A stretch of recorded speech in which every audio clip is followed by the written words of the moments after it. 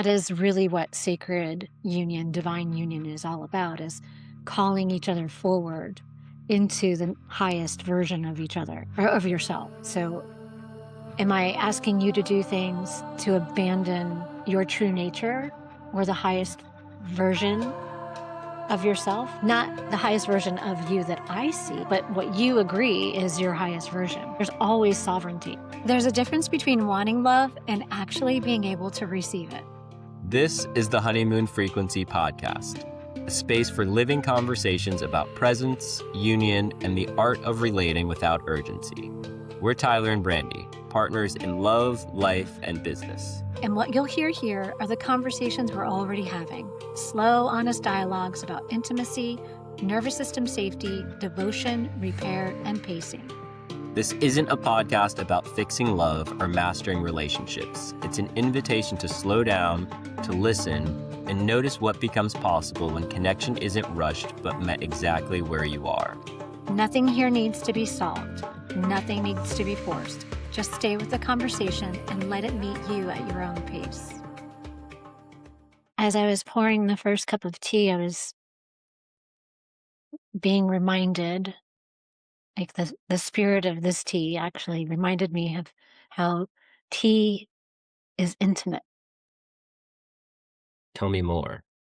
Well, it's called the Great Connector because it has this ability to connect people. And when I think about the ceremonies that we have together and some of the smaller ceremonies that I've poured versus the larger ceremonies, there's always a potency of a depth, more wisdom, more stillness that comes when there's a smaller group and with just you and I as well. And so as I was thinking about that, like the second bowl, I asked the tea, what are you opening up within me? And all I heard was presence, pure presence. And I thought, oh, that's perfect. Intimacy and presence. There's nothing more intimate that you could give someone than your undivided presence. That's really good Hmm. and right on line with our conversation. Yeah, thank you. So thank you for that. I'm Thank you. curious also, when you were saying the bigger groups, what did you notice was the difference? Was there more energy, like more of your presence was gone? What were you feeling as opposed to? It's energetically loud. Yeah. When there's more than 6 people, it gets energetically louder. So it doesn't feel as still. That reminds me of our relationship. Mm. So when you're in a more serious, committed relationship, the less people you allow into that space, and not to say that you don't have friends, but the less people you tell all of your business to, Mm. that becomes more energetically loud when a lot of people are in your relationship and heavily involved in it. I agree with you 100%. And I don't think, well, they're not meant to be involved in your intimate details, right? So if you share something with me, that's, some emotional vulnerability, I'm like your vault. I don't take that information and start talking to my girlfriends about, oh my gosh, this, that, and the other about Tyler. You won't believe. Just to, one, to feel like I need to tell somebody, or two, to make myself look important to you. I mean, how much trust would you have in me if you knew that what were going to tell me was on the table for me to tell my best friend? Even that, and the when there's a difficult conversation or time, or one of us did something and you're, I don't want to say Mhm. venting or complaint, talking negatively about me to another person, which is a small thing, but that invites someone else's perspective of our relationship in. So again, it makes it more energetically loud. Well, yeah, right. It brings their perspective in, which now, if I'm the teller, I'm now having to balance my perspective and their perspective, which isn't always a bad thing. It's Yeah. never.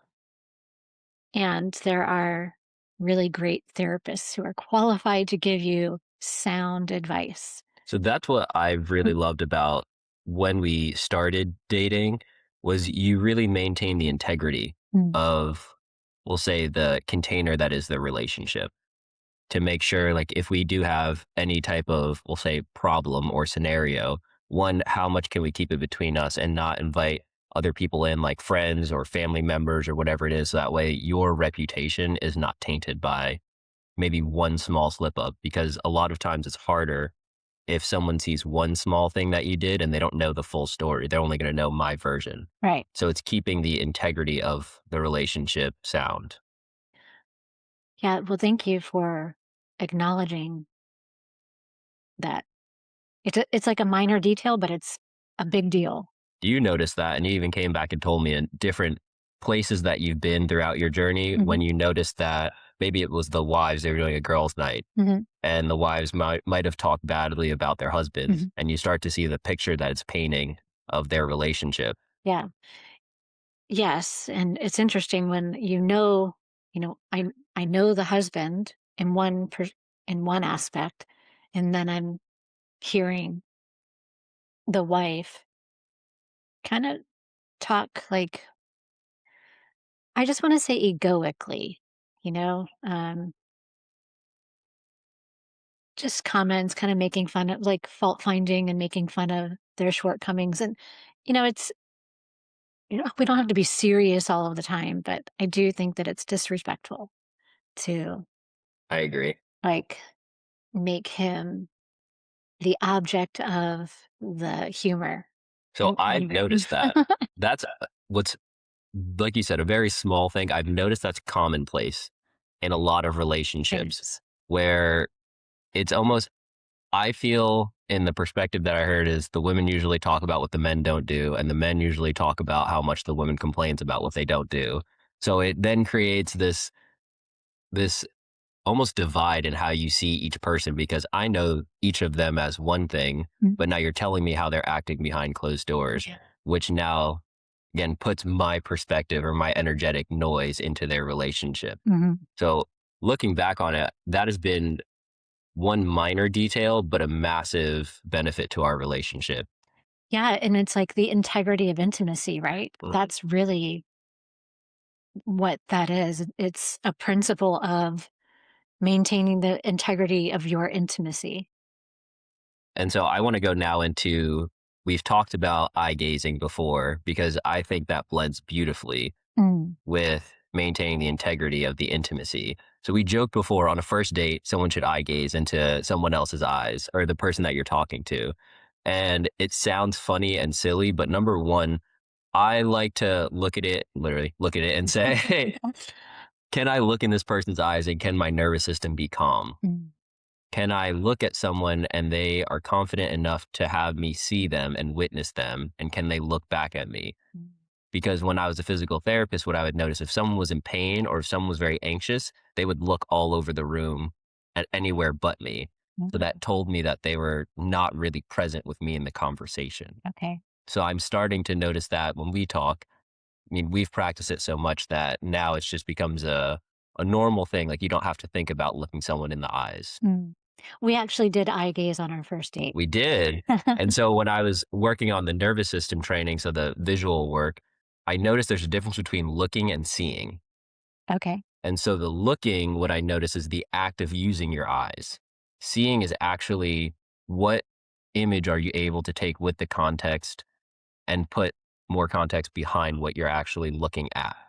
So when I think of dating and when I see someone that is showing me a shadow, maybe, I'm able to see, okay, we're not just looking at the shadow. We're not just like, ooh, that looks bad. But you're seeing,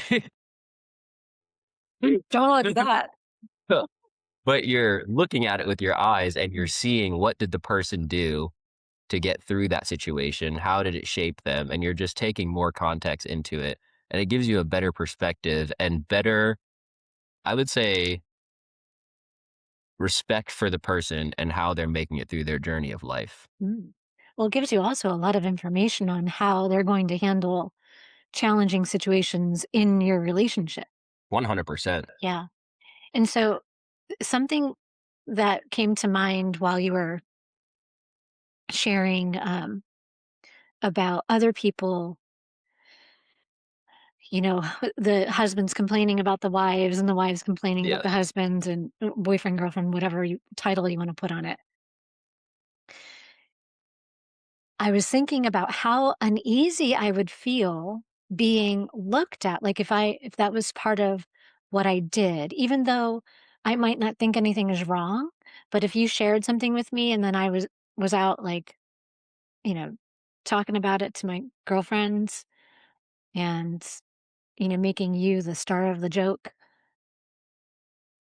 I feel like I would not be as comfortable when you look at me in the eyes. Ooh. It's like something that you have to hide. Yeah. Even though I'm not really think I'm doing anything wrong. I can see that. It's like subconsciously, I would know, it's like a slight betrayal. It is. And when you really talk to me about how that is a betrayal, and again, a small detail, but makes a massive difference, you'll feel that discomfort when I look at you Yeah. because you really are at some point betraying our relationship, even though it's something small. And we've always talked about it's death by a thousand paper cuts. So, how Yeah. many different little things happened that then add up to be a big problem? Mm. Yeah. And like you get so far down the road, you don't even know what the problem is anymore, right? 100%. Yeah. So it's all these unconscious behaviors. And it brings me back to presence, Mm. sitting in presence with your own self and sharing just your raw awareness, raw presence with another person. And eye gazing is something that will bring you right into presence. And we talked about how we had a difficult conversation this weekend. And I thought to myself in the middle of this difficult conversation how they're always going to come up because that's just the nature of two people walking through life together. There's going to be some growth, there's going to be something that someone said or did, or something you need to ask more of them. Yeah, if you don't avoid or And I found that even healthier couples probably have more of those little uncomfortable conversations because they want them not to blow up to be this big, yeah, huge thing that I didn't say anything. And now all of a sudden it's so overwhelming. I have to talk to you about it now. I agree. So when we had our conversation, there were times that I would say something and I noticed that you would just look at me in the eyes and you wouldn't say anything. And I thought to myself, again, why it was so important to do all of that inner work was if that had happened maybe 2 years prior, I would have felt so uncomfortable that I wanted to say something to make whatever I said previously not feel as heavy. Mm, Or I would have tried to sugarcoat the silence, but instead I had to sit there and look at you and allow you just to look back at me after I said something that probably was like, oof, that hurt a little bit. yeah, And if I had interrupted the silence, I would have interrupted your process.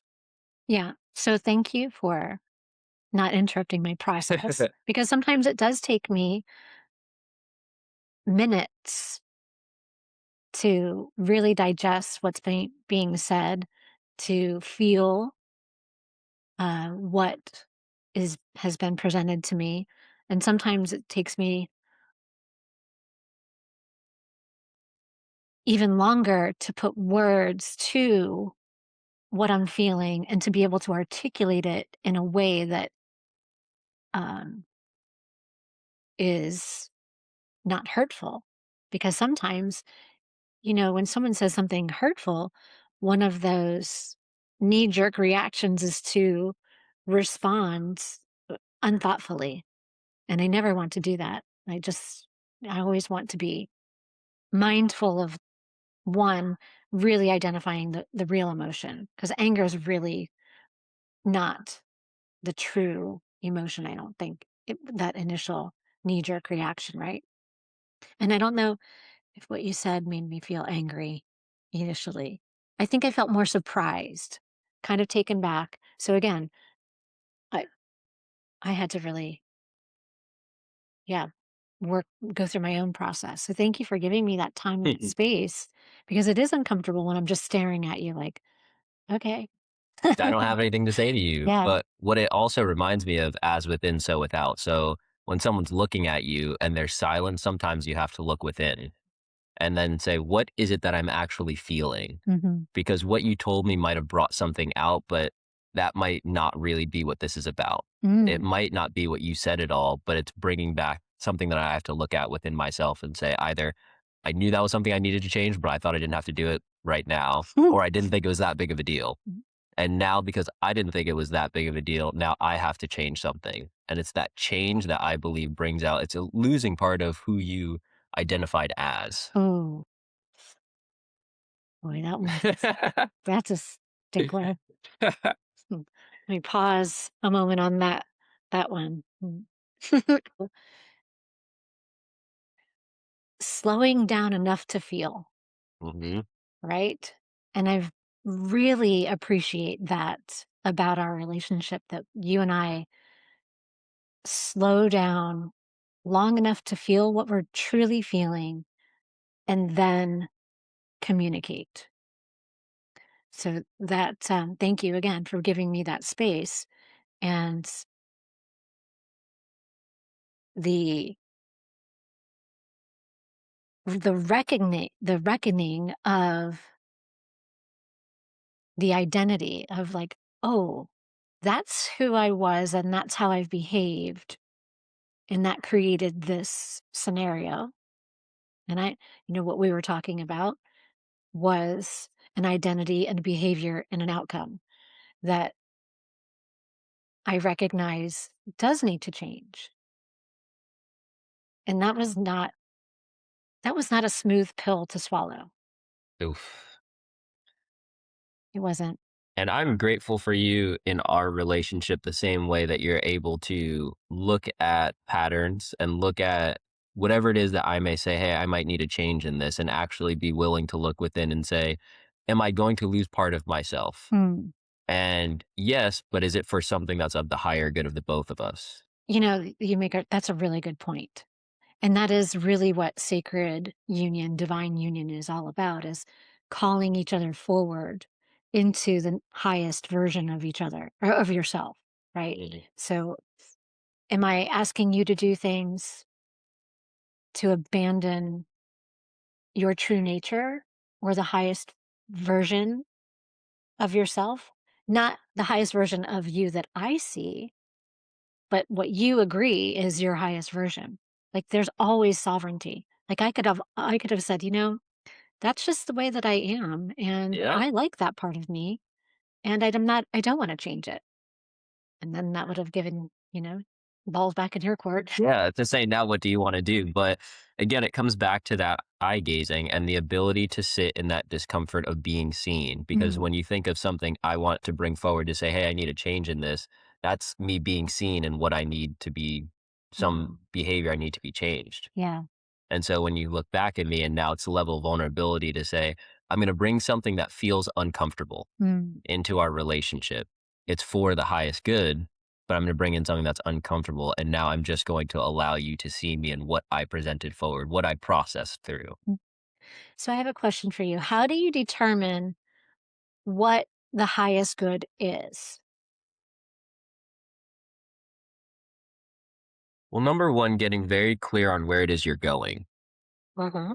So, where it is that you are and where it is that you're going, Okay. and understanding slowing down enough to feel. Mm, So let's say it's a behavior or a habit that we've both had moving, or that has gotten us to part of this relationship. There's probably a time where it's come up multiple times and it hasn't felt good multiple times. mhm, There might have been the first time where I go, okay, that's interesting. There's something comes up. Second time is where I usually start to pay attention more to say, do I want to keep this behavior or do I not want to keep this behavior or this pattern or habit that we have? Mhm. And right around the second time is usually when I bring it to you. Mhm. If the first time I'm not very clear on, ooh, that's a definite no. Mhm. And if it's a maybe is where I start to go yellow flag, what do I need to pay attention to? But by around the second time is definitely where I say, if it still doesn't feel good, at least allowing that there might not be a change right now, Mhm. but knowing I want to bring this to your forefront so that way you're more aware of it. Mm. Damn, I'm not perfect. And I then you s- come back to it every time. s- that I was like all done. I was like this perfect package for you to unwrap and just love unconditionally, no matter what. You know what? But I heard something that said you're perfect the way that you are, but you could always be better. So we are perfect the Mm. way that we are, and there's always places to improve. And it's my favorite when you're on that spiritual path and you're like, all right, I'm enlightened. I've done all the things I need to do. Like, damn, I'm still getting in my own way. How? I'm enlightened. Well, we were just talking about that yesterday, right? Buddha said, before enlightenment, chop wood, carry water. After enlightenment, chop wood, carry water. It's like, yeah, enlightenment doesn't really change everything about your life. Like, you're not some special being above. That life doesn't bother at all. Yeah, I mean, it is about maintaining equanimity throughout the waves, but still, like, you're gonna live your normal life. You're still gonna do the laundry, Still still gonna gonna do make laundry. dinner, still gonna fumble. But it's like, can you see yourself fumble and do something about it? Exactly. If you can't, can you be in a partnership where someone sees that and can say, hey, I just noticed this. But also, it's not, I need you to change this or I'm complaining. It's, hey, I noticed this. Mhm. And usually, whenever we have any type of time where we need to grow or there's a behavior that needs to be changed, it's usually, hey, this is something I noticed. And now it's up to you to make that decision to change. Yeah. And I'm going to tell you how important it is for me, but I'm not going to make you do it. Mhm. Where I've been in relationships before where it was the nagging or complaining, and I am very much so at fault in that too.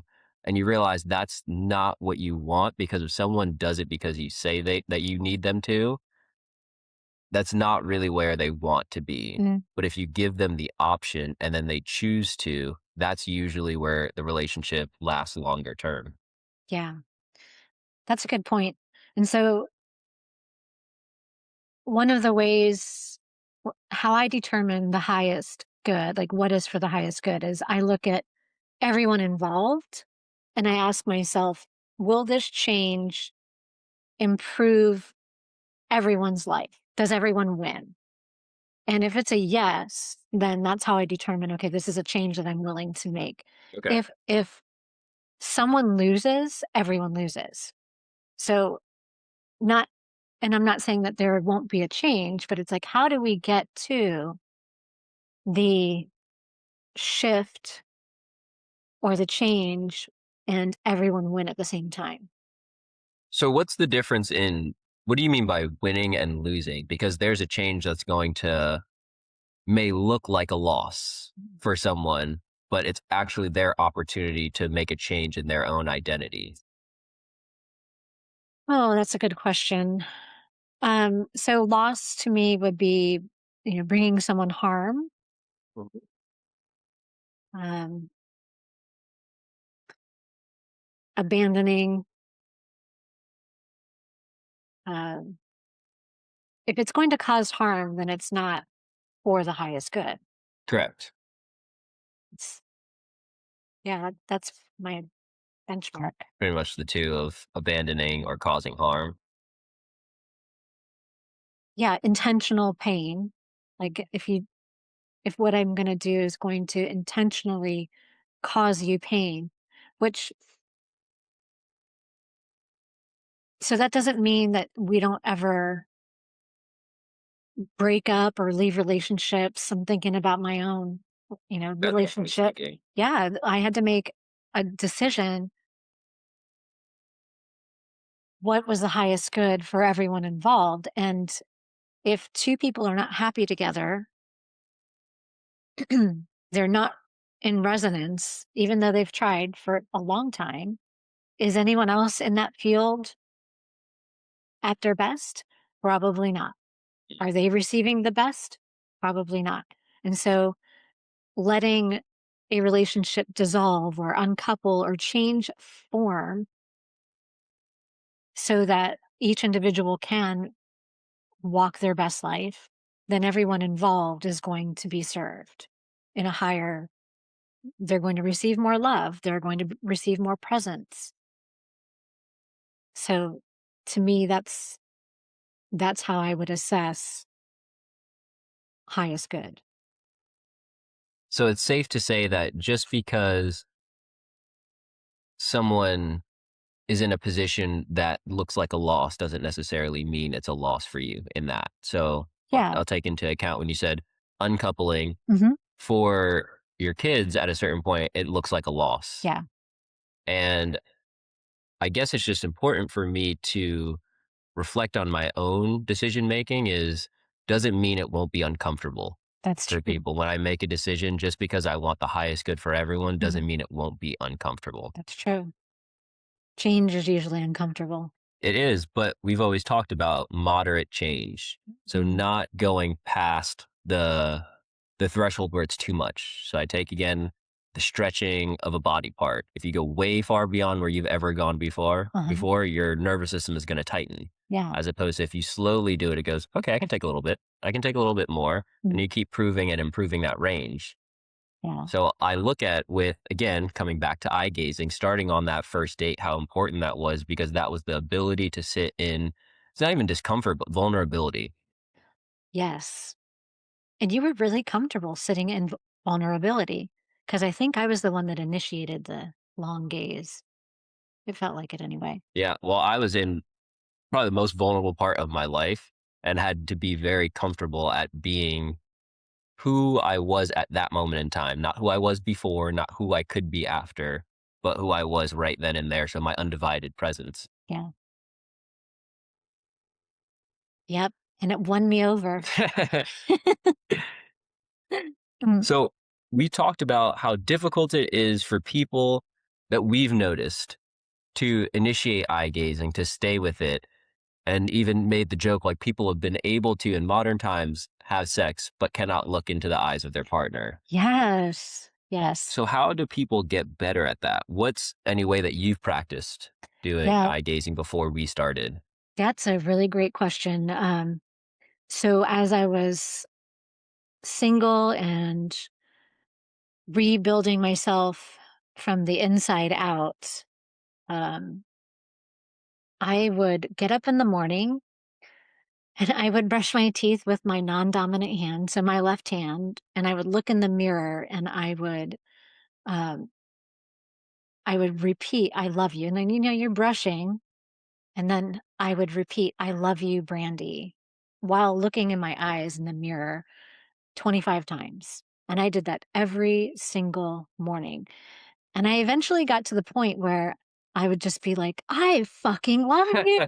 Oh my God." And I would be so excited to look into my own face because at first it was uncomfortable to look at myself for an extended period of time when I'm, not putting mascara on because you're not really looking at yourself when you're putting makeup on, when you're really looking into my eyes. Um, and coming to terms with my decisions and loving myself anyway, no matter what day it was, no matter what was rising up, and especially on the hard days, I made sure that I loved myself harder, Ooh, yeah, and more deeply, and spent time, because truly at that point, there was no one else around, 1, to do it for me, um, and 2, I noticed a remarkable change in my own confidence, my own ability to maintain my own integrity. that is beautiful. Thank you for that. Thank I have noticed in people how hard it is to say I love you and then say their name. So Yeah, the fact of going through that after making a major life changing decision also, I know that has to be tough. yeah. It was, and it was also worth it. Always is. Like, why wouldn't we be able to look at ourselves in the mirror and say, and again, looking versus seeing. A lot of people look at themselves in the mirror, but are you able to actually see what's there? Well, it's when they start seeing is when the discomfort starts to rise, and that's when we look away. Mm. Because I even noticed it with myself. Um, the tears would come once I started seeing myself.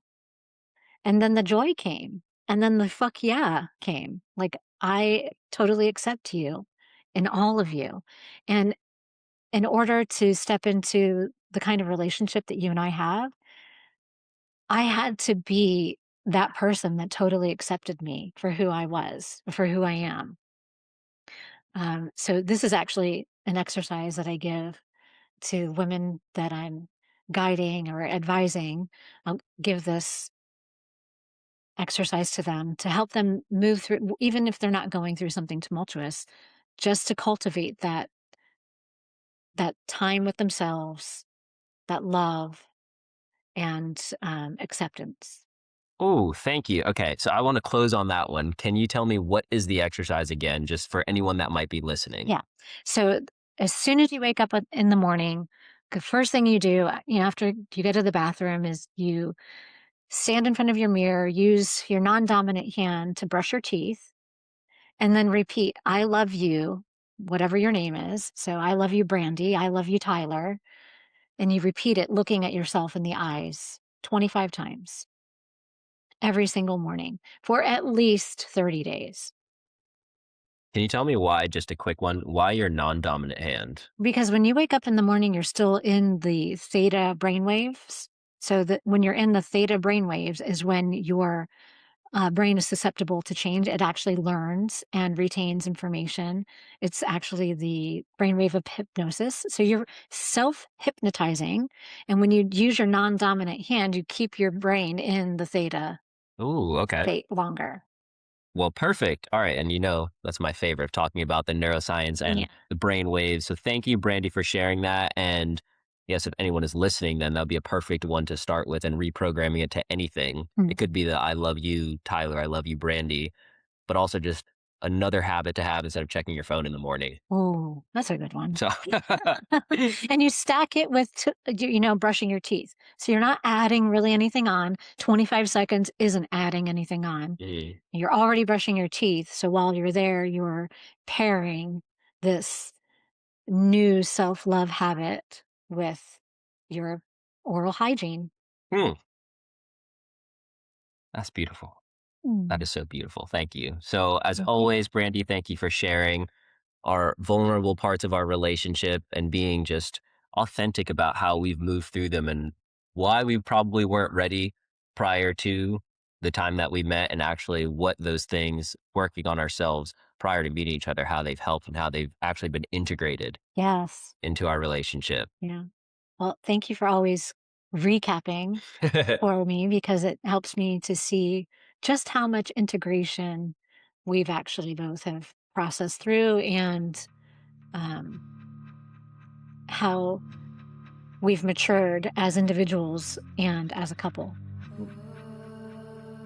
We'll leave it here for now. There's nothing you need to take from this conversation, nothing you need to figure out. Just notice what's still with you, what softened, what slowed, what felt familiar. This conversation met you in some way, you're welcome to share it with someone you care about, or to leave a rating or review so this space can reach others who might need it too. If you'd like to stay with this work a little longer, we've shared some gentle offerings in the show notes. Meditations, reflections, and resources, all as invitations. Remember, move at your own pace. Trust your timing. Thanks for being here with us and for listening into this space. Until next time.